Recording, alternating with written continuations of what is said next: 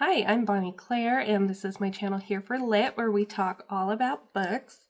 But today we're actually only going to talk about Riley Sager books because I finally finished all of them and I wanted to do my video ranking them since I've been teasing that from the very beginning. There is another book by Riley Sager coming out this year, so when that comes out and I read it, I'll just add it to my list. I'm going to go in order of least favorite to favorite. And what I'll do is I'll just give you a quick summary of each book and then I'll tell you what I liked or didn't like about it. The first one on my list, number 9, Final Girls. Final Girls was the final book I had to read, so it's kind of sad that I ended on one that was my least favorite. Final Girls is the story of Quincy, and she was the survivor of this horrific attack. And so she got the nickname Final Girl as being the survivor. And there's been some other events in the news where there's some other final girls, and so one of the other final girls befriends Quincy, but then you kind of realize there's some shady things about this final girl, so there's this whole mystery about who she is, what are her actual motives. In this one, it was, I don't know, a little more graphic than I remember the other ones being. I mean, it is all about a murder, so am I allowed to say that word on YouTube? It's all about death. But also, I did feel like, yes, this girl has been traumatized, but let's give her a little more credit with some of the decisions that she makes in this book. That was my biggest beef, was like, let's just give her credit. I don't think she would make all the decisions she makes. The next one is With a Vengeance. This was the second to last one I read, so unfortunately it's the second to last of my favorite. But you probably gathered when I talked about it before that it's not my favorite. This is about a girl named Anna, and she gathers a group of people who have wronged her or her family, and she is seeking revenge. They're all trapped on a train, by the way. That's a big part. That's the part I like. I like a trap on a train story. But her plans go sideways very quickly. And so there's a mystery of trying to figure out, like, you know, one by one, people are getting knocked off on the train and you're trying to figure out who's doing that. So I liked that. I do love a train mystery, but it's hard to not compare to like Murder on the Orient Express. I do love an Agatha Christie. I don't love Anna, the main character. I just never really was on her side. But I did like some of the secondary characters and the twists, the mystery. Number 7 is Lock Every Door. This is about a girl named Jules, and she's desperate for work, and so she takes this gig as an apartment sitter. Even though there's really strict rules and it's a little bit weird, it's definitely enshrouded in mystery. I'm so congested. I'm getting over a cold. So in this building, Jules befriends another apartment sitter named Ingrid, and Ingrid disappears. And so then Jules kind of takes it on herself to solve this mystery of Ingrid's disappearance. This one, I think, was lower on my list because it was hard to kind of buy into the main part of the plot of being like stuck in this building. Like, they give plenty of reasons why she would maybe be stuck in this situation in this building, but I thought it was pretty easy to poke holes in the plot. So it was just lower for the believability factor, because it's hard to hang in there in a book when you're like, well, just leave. Start over somewhere else. The next book is Survive the Night, and this one I think I read in like a day. I'm pretty sure it's a quick one. It's about a girl named Charlie, and she does like a college rideshare program. There's some mystery around the guy who's driving the car, and it quickly becomes unsettling as she realizes she's stuck in a car with this guy and nowhere to go. But it kind of read like it was trying to be a movie. You know how some people do that where it's very actiony and you can picture it and like that's good writing. So it was exciting, but it was just okay for me. Number 5 on the list is The House Across the Lake.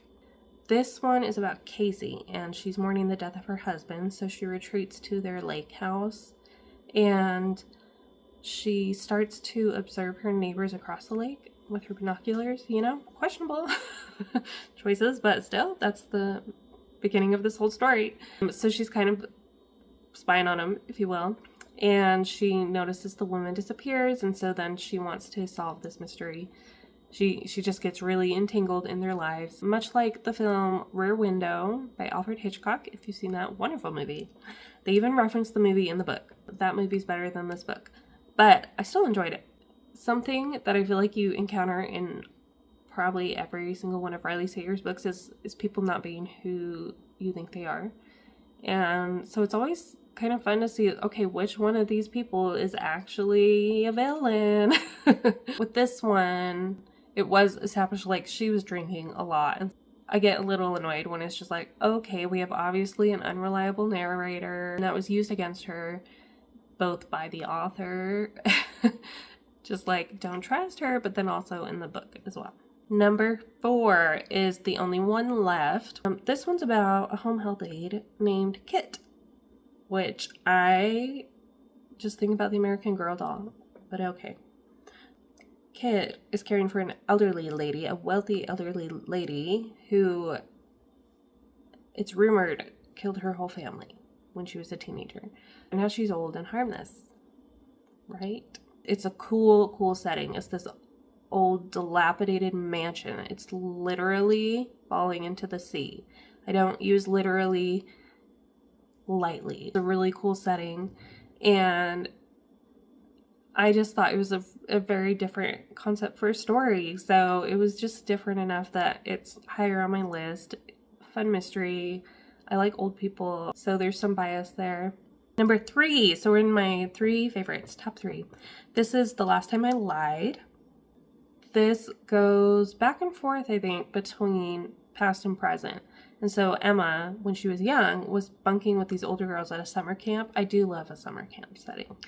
And these girls one night, like, she sees them leave their cabin in the night, but then they never come back. And then there's this whole disappearance mystery that has followed her for the rest of her life till the current. And then in the current time, she goes back to this camp as a counselor. And so there's still this whole mystery. They never really solved where the girls went, who was responsible.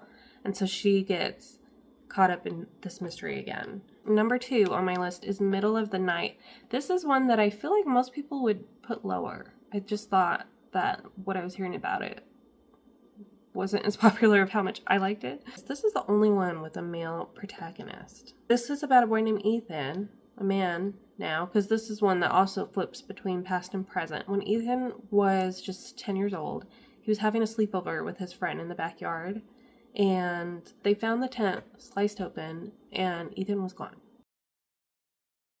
It was just this terrible mystery tragedy for this neighborhood. This just traumatized Ethan and followed him his whole life. It was one of the more emotional books for me. Like, yes, there's a mystery, and even parts of the mystery were weird. Some of the stuff he discovers I thought was really odd.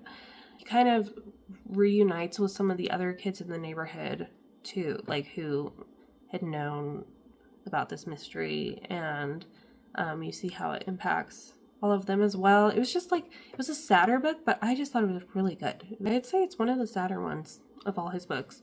And then the last one, number 1 for me, was Home Before Dark. This was very close with Middle of the Night. The thing that tipped it over is, like, I'm just biased. I love a haunted house or unexplained noises, bumps in the night.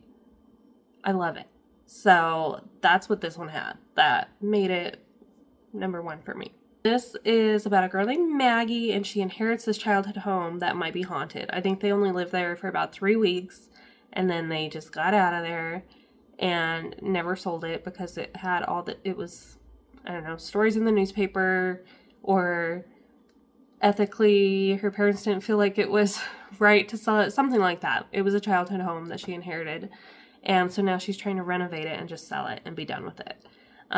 But again, like, I think her dad wrote a book about it, and so she goes back to see, like, what was true in this book and what's not, and so you get to read the story of what was happening to them there, which was actually creepy stuff, like a really fun haunted house story, and also figuring out the mystery around this house and these events, and it was good. It was really fun. So that's number 1 for me. And then we'll see the next one that comes out this year, I think August or September.